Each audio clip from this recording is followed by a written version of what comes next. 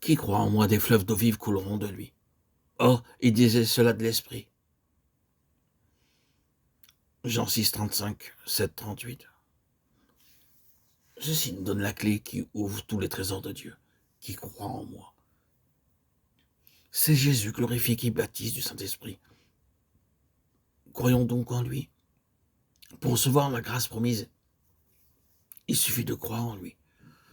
Croyons qu'il est réellement glorifié, que tout ce qu'il est, tout ce qu'il fait, tout ce qu'il voudrait faire encore, il le peut par la puissance que lui acquiert sa gloire divine. C'est selon les richesses de cette gloire que Dieu peut à présent agir en nous. Croyons que Jésus nous a envoyé le Saint-Esprit, que la présence personnelle de l'Esprit est en nous. La foi est le lien qui réunit d'une manière inséparable la gloire de Jésus dans les cieux et la puissance de l'Esprit dans notre cœur.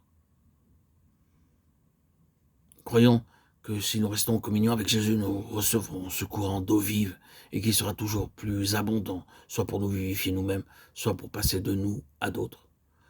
Oui, croyons en Jésus, mais souvenons-nous aussi qu'il ne suffit pas pour avoir la foi de penser à ces choses, de les comprendre, d'en être très sûr et d'être heureux de les connaître toujours mieux. Tout cela sans doute est nécessaire, mais ce n'est pas encore là, croire. La foi véritable vient de la faculté que possède notre nature renouvelée de s'oublier, de renoncer au moi, pour faire place à ce qui vient de Dieu, pour laisser Dieu et le Christ glorifié entrer, prendre possession et faire leur œuvre. La véritable foi en Jésus nous fait réaliser notre bassesse, garder un respectueux silence, sentir notre pauvreté d'esprit, reconnaître que le moi n'a rien, ne possède rien et que c'est un autre. L'esprit invisible qui est entré pour être en nous lumière, force et vie. Avoir foi en Jésus, c'est lui faire tranquillement et respectueusement l'entière reddition de tout notre être, avec l'assurance que si nous comptons sur lui, il répandra sur nous ce fleuve d'eau vive. Oh Seigneur Jésus, mon Maître et mon Dieu, je crois, subviens à mon incrédulité, à mon ignorance, à ma pauvreté d'esprit. Oh, toi le chef et le consommateur de notre foi, enrichis-moi de ton esprit. Consomme en moi l'œuvre de la foi.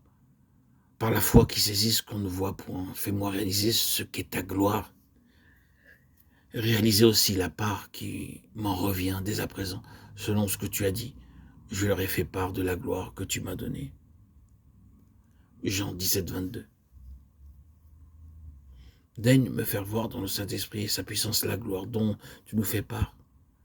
Enseigne-moi à me réjouir de ce que l'Esprit habite en moi dès ici-bas.